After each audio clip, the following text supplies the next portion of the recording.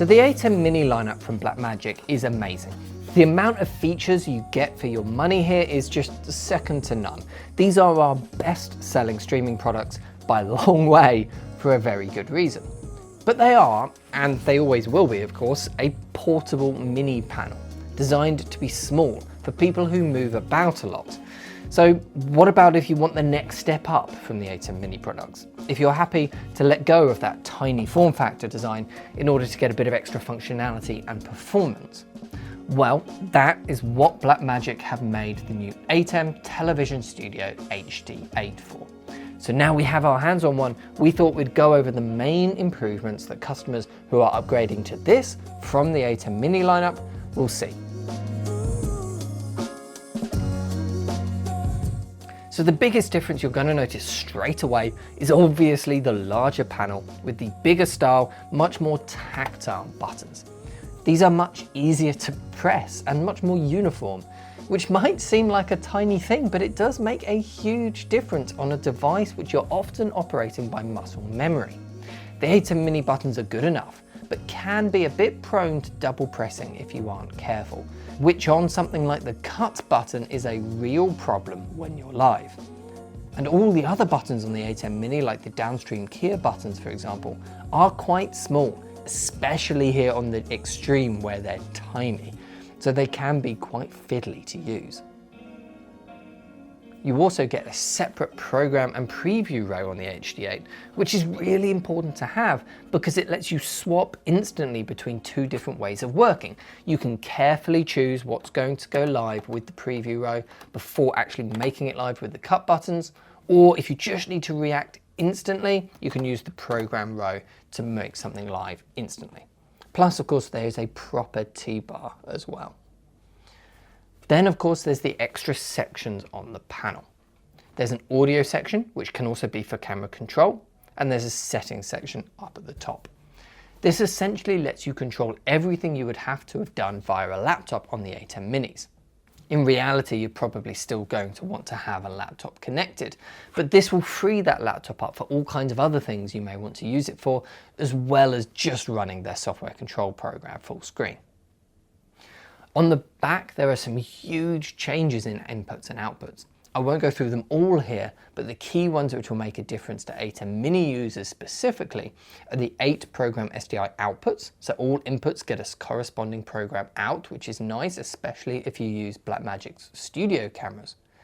We also have 2 dedicated aux outputs so that we can send anything to those separately from your program feed, and you control what's being shown on those aux outputs with the same nice tactile physical buttons that you use for the main program. Really useful, especially for live events.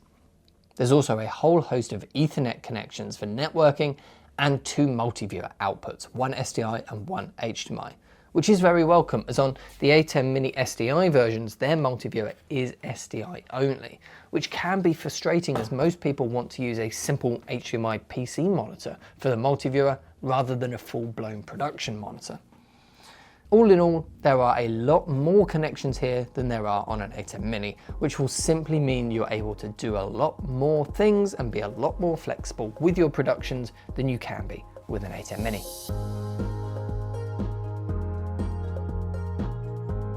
The HD8 has a full audio control panel with its own dedicated screen. This is a huge step up in audio functionality over the ATEM Mini lineup, which was actually surprisingly limited in audio considering how powerful it is in most other areas. But here, you get full control over each audio source from this panel, with a 6-channel EQ, compressor, limiter, expander, and noise gate, which you can apply to each input all from the panel directly. Some of this you can do through software control on the ATEM Minis, but here it's built into the panel for quick access. Plus you can easily select and solo each source, which is such a simple thing, but it makes a day and night difference when you're working. There's also a big difference again in the inputs and outputs on the back. There are balanced XLR inputs now, rather than the simple 3.5mm audio jack on the ATEM Minis. Plus a bunch of audio outputs as well for connecting to a control room or studio speakers. On the other side of the mixer, there are what looks like two SDI connections labeled MADI. If you're unfamiliar with MADI, it's a way of connecting high quality audio in up to 64 channels over a single optical cable, which is amazing to have on a mixer like this. Normally Blackmagic have only put this on their highest end Constellation models. This makes it very easy to connect to a proper audio mixing desk when you need to. And this is also what Blackmagic are using to connect their little ATEM microphone converter accessory, which is going to be coming soon. And that little converter is like a middle ground audio option between using the HD8 by itself and using a full-on audio desk. It connects over that MADI input and just simply gives you 4 more XLR inputs. And you can daisy chain them together as well for even more inputs. So with that, the extra ports and the control panel, this is a hugely more professional audio solution than you get on the ATEM Mini. Now I've cheated a little bit here and combined 2 features together as they're both nice, quick, simple ones to talk about. Talkback and Timecode. And these are very important simple features which the ATEM Mini lineup just doesn't have at all.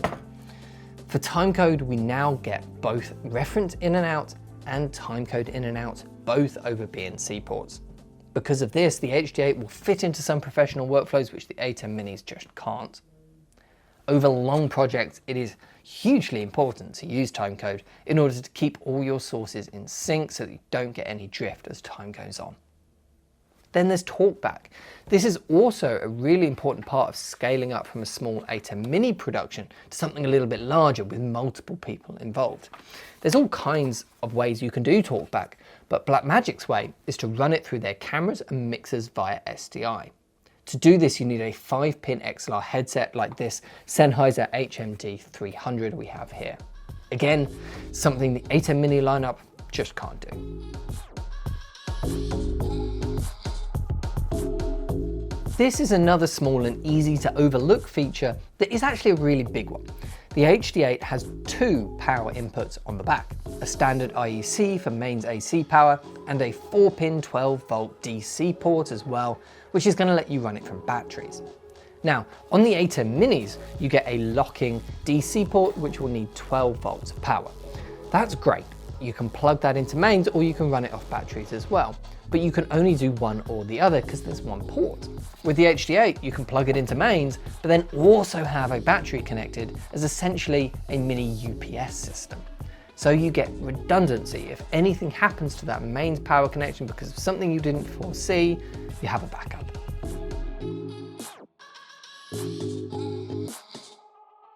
But perhaps the most exciting feature of the lot though is the HD8's remote functionality. Now this is only on the ISO version and it's still all quite new, so we need to try it out and experiment with customers to see how it's going to fit into their workflows. But essentially you can change any of the HD8 ISO's 8 active video sources to be a remote feed instead of a physical one on the back. So it kind of has a bunch of their streaming bridge products built into the mixer. These remote feeds can be sent from one of their new studio cameras, so the Studio Camera 4K G2 or the Studio 6K, but it can also be sent from an ATEM Mini Pro or a web presenter. So you could use this for a remote camera, a reporter in the field kind of situation. Or you could have a complete remote multi-camera production being sent into an ATEM Mini Pro and then being sent remotely to the HD8 where the rest of the production is happening. It's not going to be perfect. We do have to be realistic. There will be some latency on this, of course. This is over the public internet and you will need to meddle with some IT settings like having open ports on your network. And it's not going to be as reliable as more advanced systems that are going to be using protocols like SRT, for example. But the amount of possibilities that this is going to open up for people is really exciting. It is just going to enable remote production for people who remote production was simply out of budget for before. The other quite interesting remote connection trick that the HD8 ISO can do is remote storage. It essentially has one of their CloudPod products built in as well. So you can sync any recordings from the HD8 to one of Blackmagic's network drives or any hard drive with another CloudPod connected anywhere in the world. Or just share it over the local network so an editor can start work straight away. It's all pretty exciting stuff, which we just haven't seen before on a Blackmagic switcher.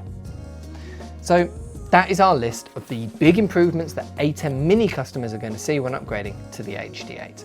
If you want to make that upgrade yourself, you can buy the HD8 and the HD8 ISO over at proev.co.uk and let us know if you think the HD8 would be worth upgrading to for your work in the comments section.